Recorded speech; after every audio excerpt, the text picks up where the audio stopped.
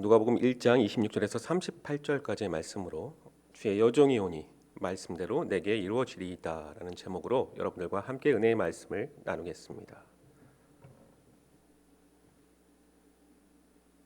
2022년 첫 새벽 설교의 자리에 제가 섰는데요.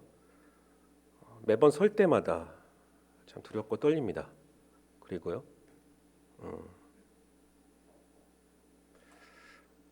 여기까지 온 것도 저는 기적이라고 생각을 합니다. 이 자리에 설 수 없는 무지한 자인데 하나님의 은혜로 공부를 해서 이 자리에까지 왔습니다. 실은 저희 돌아가신 할아버지께서 돌아가셨는데요. 항상 하셨던 얘기가 저희 내에서 목회자가 나왔으면 좋겠다라는 얘기를 항상 지금 가정 예배에 대해서 말씀을 많이 하시는데요. 가정 예배 드릴 때마다 그런 말씀을 하셨습니다. 그런데 그게 저일 거라고는 생각을 못했죠. 그리고 또 제가 많이 부족하고 또 그럼에도 불구하고 하나님의 은혜로 이 자리에까지 왔습니다. 정말 되돌아보면 정말 실현될 수 없는 불가능한 일인데 하나님께서 이끌어 주셨습니다. 오늘 이런 상황이 오늘 본문에도 등장을 하죠. 마리아가 성령으로 잉태되는 것 말입니다. 오늘 좀 누가복음에 대해서 먼저 서두에 조금 소개를 하고 오늘 본문에 들어가도록 하겠습니다. 그리고 오늘은 20분 안에 모든 것이 끝납니다. 누가복음의 저자인 누가의 친구여 후견인은 데어빌로 가카에게 보내는 편지입니다. 누가복음은요. 누가복음과 사도행전의 저자는 누가라는 사실에 의견이 없습니다. 누가는 어떤 사람이었을까요? 누가에 대해서 언급하는 사람은 사도 바울뿐입니다. 바울 서신을 통해서 누가라는 사람에 대한 정보를 얻을 수 있습니다. 먼저 누가는 이방인이었습니다. 골로새서 4장 14절의 말씀을 보면 사랑하는 일원 누가와 또 데마가 너희에게 문안하느니라 라고 기록되어 있습니다. 이 말씀에서 바울이 골로새 교인들에게 편지를 보내면서 문안 인사를 보내는 부분이 나오는데요. 두 부분으로 나뉘어집니다. 한 부분은 할례당에 속한 사람이 문안이고요. 다른 한 부분은 할례당에 속하지 않은 사람의 문안입니다. 그런데 누가는 할례받지 아니한 사람들의 문안 속에 이름이 기록됩니다. 즉 누가는 할례받지 않는 사람이고 할례를 받지 않았다는 것은 당시 통상적으로 그가 이방인이었다는 것을 말해줍니다. 이렇게 누가는 이방인으로 유일하게요 신약 성경의 한 저자가 되었습니다. 유대인들을 위해서 기록한 책이 아니고 우리와 같은 처지에 있는 사람들을 위해서 복음서를 기록했습니다. 둘째로 누가는 여러분들이 잘 알고 계시듯이 의사였습니다. 앞에서 본 골로새서 4장 14절에서 또 소개하고 있는데요. 바울의 육체적으로 연약한 사람이었습니다. 그래서일까요? 좋으신 하나님은 이런 바울의 연약함을 아시고 곁에서 도울 수 있는 의사 누가를 동역자로 허락하셨습니다. 그가 의사라는 사실을 기억하시고 누가복음을 묵상하시면요 조금 더 유익할 것입니다. 특히 전문가로서 환자들의 상태에 대한 기록이나 부활의 기록에서 더욱 확실한 역할을 합니다. 다른 복음서들보다 조금 더 섬세하게 쓰여졌고요 자세히 묘사되어 있음을 알 수 있습니다. 성경에는 이방 사람이었던 누가가 어떻게 구원을 받았고 어떻게 선교에 동참하게 되었는지 기록되어 있지 않습니다. 학자들은 누가가 이방인 최초의 교회가 세워진 안디옥 출신으로 거기서 예수님을 영접하게 되어 안디옥 교인이 되고 거기서 바울과 바나바를 만나서 신앙생활을 하다가 이후에 선교 사역에 동참하게 되었을 것으로 생각을 합니다. 성경을 보면 누가는 바울의 2차 전도 여행 때부터 마지막 로마에 투옥되기까지 바울과 함께 선교 여행에 동참하였습니다. 바울이 로마 황제의 재판을 기다리며 가이사랴 감옥에 갇혀 있을 때 약 2년 동안 바울을 돌보며 동행했습니다. 당시 많은 사람이 바울의 곁을 떠나갔지만 충성스럽게 끝까지 남아 바울이 순교당할 때까지 함께 있던 사람이 바로 누가였습니다. 그래서 바울은 인생의 황혼의 마지막 편지를 쓰면서 이렇게 말합니다. 디모데후서 4장 10절 11절 말씀인데요. 데마는 이 세상을 사랑하여 나를 버리고 데살로니카로 갔고 그레스게는 갈라디아로 디도는 딜마디아로 갔고 누가만 나와 함께 있느니라. 누가가 나와 바울과 함께 있었다고 기록되어 있습니다. 그렇다면 누가복음은 어떤 책일까요? 먼저 이방인을 위한 복음서이다라고 말할 수 있습니다. 이방인은 누가가 이방인이었던 데오빌로에게 쓴 복음서입니다. 이 복음서는 이방인이 쉽고 가까이 할 수 있게 기록되어 있습니다. 로마의 연대를 중심으로 이용하였고요. 구약의 인용도 비교적 적은 편입니다. 헬라인들을 위해서 히브리어 성경을 헬라어로 표기하고 있습니다. 두 번째, 기도의 복음서라고 말할 수 있습니다.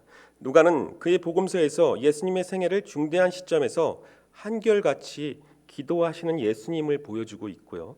기도에 대한 비유가 많이 나옵니다. 누가에게 있어서 기도의 문은 영원히 닫히지 않는 이 세상의 가장 귀한 문입니다. 또 실제로 여자들의 복음서라고도 말할 수 있습니다. 유대 지역에서 여자들의 지위는 그 당시에 매우 낮았습니다. 가장 큰 예로요. 유대인들이 하루에 3번씩 기도를 드릴 때 아침에 회당에 가서 기도를 드릴 때요. 이런 이야기를 한다고 합니다. 이렇게 고백했다고 합니다. 하나님, 나를 이방인이나 노예나 여자로 만드시지 아니한 것에 감사합니다라고요. 그러나 누가는 누가복음서에서 여자들에게 매우 특별한 지위를 줍니다.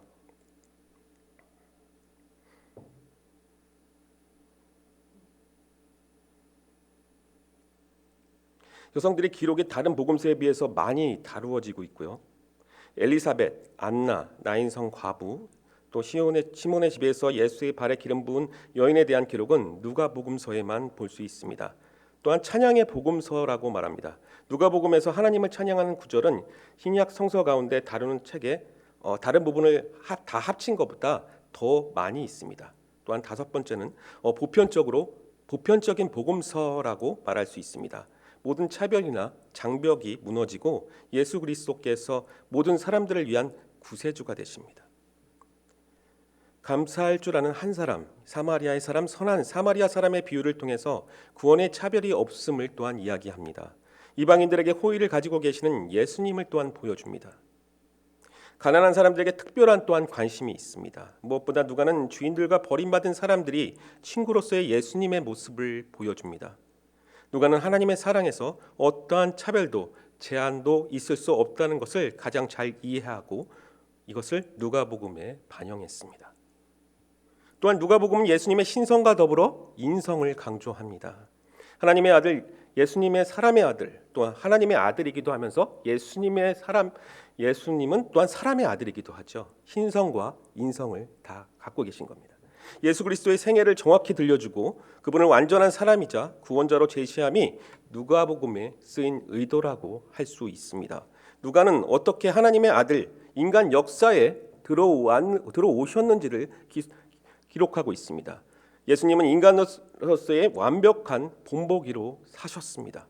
완벽한 사역을 감당하신 후에 그분은 우리의 구원받을 수 있도록 완벽한 속죄 제사를 드리셨습니다. 예수님은 우리의 완벽한 지도자요 구원자이십니다. 예수님은 자신의 삶을 주인으로 받아들이고 자신의 말을 사실로 믿으며 자신의 삶을 각자의 삶에서 주님을 받아들이는 모두를 용서하시겠다고 하십니다. 또한 예수님은 사람들과 그 관계에 대해서 관심을 두셨습니다. 예수님은 제자들과 여자와 어린 나이에게 관심을 보이셨습니다. 그 누구도 배척하거나 무시하지 않으시고 우리들을 또한 돌보십니다.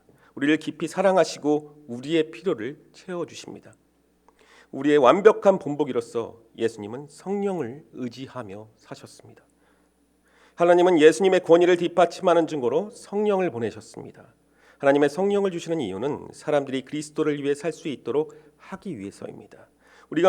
우리가 믿을 때 성령께서 우리 안에 거하시면서 증거하고 섬길 능력을 주십니다.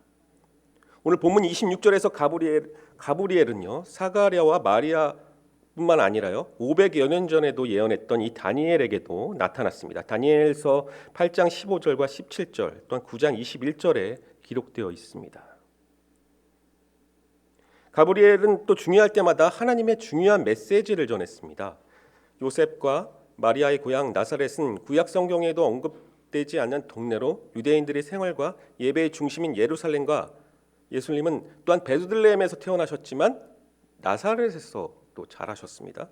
예수님은 나사렛에서 사셨는데요, 그것은 굉장히 멀었습니다. 나사렛은 주요 교역로 가까이 자리 잡고 있었기 때문에 이방인 사람들과 로마 군인들이 많이 왕래가 잦았습니다. 사람들은 그분을 메시아로 받아들이기를 거부했습니다. 지리적으로 둘러싸여 보이지 않는 오진 곳에서 메시아가 오실 것이라고 예상하기는 참으로 힘든 일이죠. 하나님은 신실하시고요, 성실하시고 또 그분의 계획에는 실수가 없으시죠. 하나님의 구원 계획, 예수님이 이 세상에 오심은 예루살렘의 갈릴리 나사렛이라는 작은 마을에 사는 소녀 마리아에게로부터였습니다. 이 생각지도 않게 찾아온 천사의 방문은 마리아를 깜짝 놀라게 하죠. 아직 처녀인 이 마리아에게 장차 아들이 태어날 것이라는 소식을, 그것도 이 세상을 구원할 메시아의 잉태 소식이었습니다. 당시 이스라엘에서는 이 메시아 대망 사상이 팽배했었는데요. 메시아 대망 사상이란 구약에서 하나님이 약속한 이스라엘을 구원해 줄 왕, 즉 메시아를 기다리는 그 사상을 이야기합니다. 하루속히 이스라엘을 구원할 메시아가 와서 그 로마의 압제로부터 그들을 구원할 메시아를 기다리고 있었던 것이죠. 다윗의 영광을 되찾을 것을 기대하고 있었던 것입니다. 그래서 이스라엘 소녀라면 누구나 자신이 결혼하여서 메시아를 낳을 수 있다는 기대감을 가지고 있었지만요, 처녀인 마리아에게 이 소식은 정말 가당치도 않는 소식이었습니다. 그러나 천사 가브리엘은 두 번이나 은혜라는 단어를 언급하면서 은혜를 받은 자여 평안할지어다, 마리아여 무서워하지 말라, 내가 하나님의 은혜를 입었느니라 라고 말합니다. 이는 마리아가 날 아들의 이름을 예수, 즉 여호와가 구원하신다라는 뜻인데요, 이 구원 계획은 예수님이 이 세상에 오시기까지 이스라엘을 통해서 꾸준히 하신 하나님의 약속이었습니다.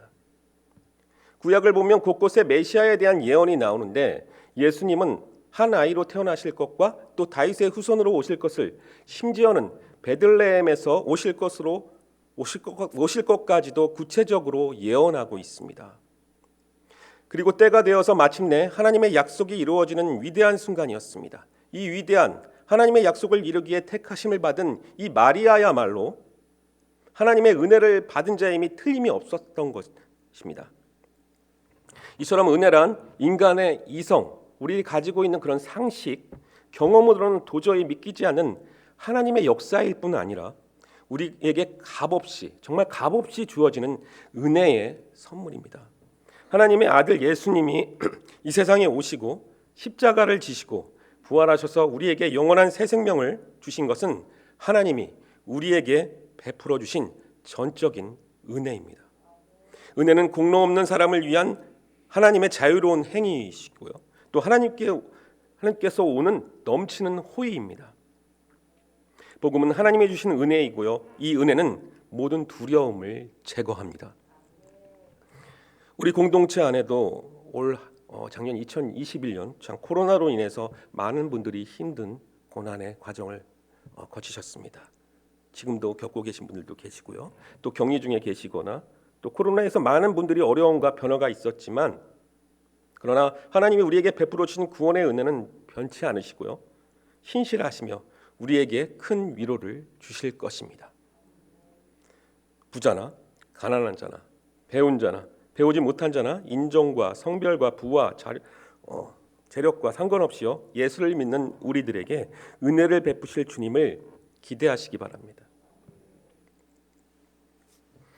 마리아 마리아는 요셉과 약혼을 앞둔 처녀였기 때문에 천사가 전해준 소식을 들었을 때 그것을 액면 그대로 받아들이는 것은 어려웠습니다. 그래서 그녀가 천사에게 묻는데 그때 천사의 대답은 이러했습니다. 35절입니다. 성령이 내게 임하시고 지극히 높으신 이의 능력이 너를 덮으시리니 이러므로 아실 바 거룩한 이는 하나님의 아들이라 일컬어지리라. 예수님의 처녀인 마리아를 통해서 이 세상에 오심은 인간의 방법이나 계획이 아니라 성령의 역사였습니다. 창세기 1장을 보면 천지 창조 때 무에서 인간을 창조하셨습니다. 뜻이 마리아가 임신은 이 남자를 배제한 초자연적인 사건입니다. 마리아가 아기를 낳는데 그 필요한 인간적인 조건이란 아무것도 없었습니다. 오로지 인간을 구원하시기 위한 하나님의 강력한 의지와 성령의 역사로 인해서 예수님께서 우리 인간의 몸을 빌어 이 세상에 오신 것입니다. 사랑하는 성도 여러분, 하나님의 말씀으로 세상을 창조하셨고 말씀으로 세상을 다스릴 수 있는 분이십니다. 하나님이 말씀하시면 못하실 일이 없다는 것입니다. 로마서 4장 17절에서는 하나님은 죽은 자를 살리시며 없는 것을 있는 것으로 부르시는 이라고 말씀하십니다. 그러므로 인간의 이성이나 지성이나 또한 논리로 뛰어넘는 하나님의 초자연적인 역사가 있다는 것을 우리는 믿어야 합니다. 만약 어떻게 그런 일이 있을 수가 있어 도저히 믿기지가 않아 라고 거부한다면 바로 우리 눈앞에서 크신 성령의 역사가 일어난다 해도 나와는 상관없는 일이 될 수 있습니다. 그러나 사랑하는 성도 여러분, 마리아의 반응을 오늘 본문을 통해서 보십시오. 마리아는 천사가 하는 말을 들은 후에 놀라운 고백을 합니다. 주의 여종이오니 말씀대로 내게 이루어지리이다. 마리아는 하나님의 말씀을 있는 그대로 믿는 믿음이 있었습니다. 비록 지금의 처지와 형편, 상황을 고려할 때 수많은 불이익과 수모를 당할 수밖에 없다는 것을 알매도 불구하고 하나님의 말씀이기 때문에 그대로 순종한 믿음이었습니다. 하나님이 계획보다 더 크고 놀라운 하나님을 믿는 것입니다.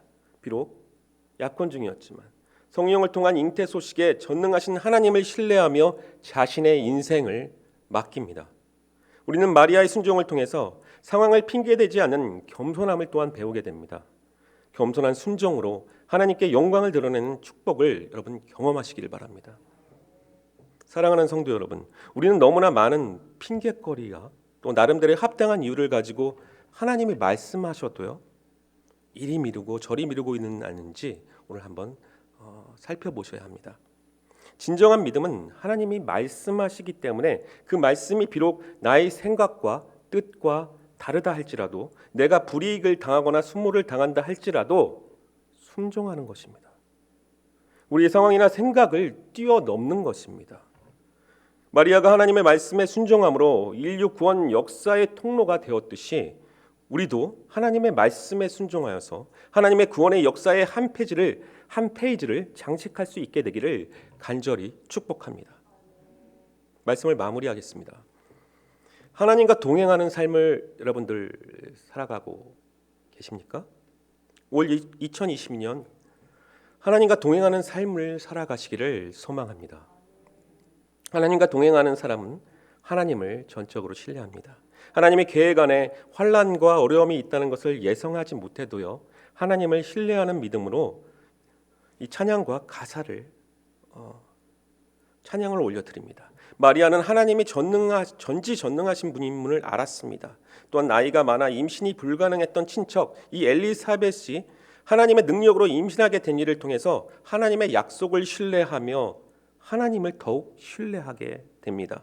모든 금신과 걱정을 하나님께 맡깁니다.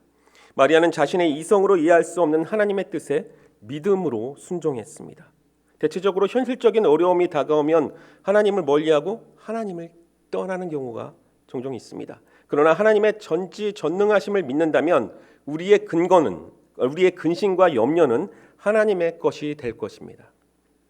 우리에게 필요한 것은 하나님만을 전적으로 신뢰하고 의지하는 것입니다. 하나님은 지금도 우리에게 믿음의 순종을 요구하고 계십니다. 바로 지금 이 순간 여러분들에게 순종을 요구하고 계십니다. 하나님의 약속을 신뢰하라고 지금 말씀하십니다. 하나님의 말씀은 능치 못할 일이 없음을 믿으며 하나님께 온전히 삶을 내어 놓으십시오. 믿음은 당장 우리 앞에 처해진 환경을 보는 것이 아니라 하나님께 시선을 두는 것입니다. 하나님의 말씀이 이루어지는데 어떤 조건이나 환경도 가로막을 수 없습니다. 이해가 되어서 믿어지는 것이 아니라 하나님의 신실하심에 소망을 두고 우리는 인내하는 것입니다. 마리아가 하나님께 삶을 내어 드릴 때 근심과 걱정은 찬양으로 변화되었습니다. 믿음으로 반응하십시오. 믿음으로 순종하십시오. 전능하신 하나님께서 우리들의 삶을 반드시 인도해 주실 것입니다. 다 함께 기도하시겠습니다.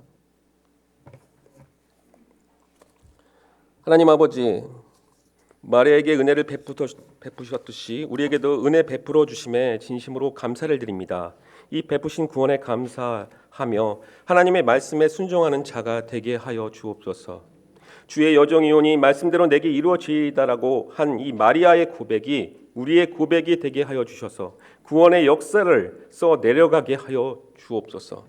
하나님께 귀한 물질을 올려드립니다. 감사 헌금 올려드립니다. 새해 첫 새벽 제단 앞에 서게 하심을 감사드리며 새로운 결단으로 나가는 2022년 시작되게 하옵소서. 감사 헌금 가정 예배 헌금입니다. 어머니의 영혼 구원을 소원합니다.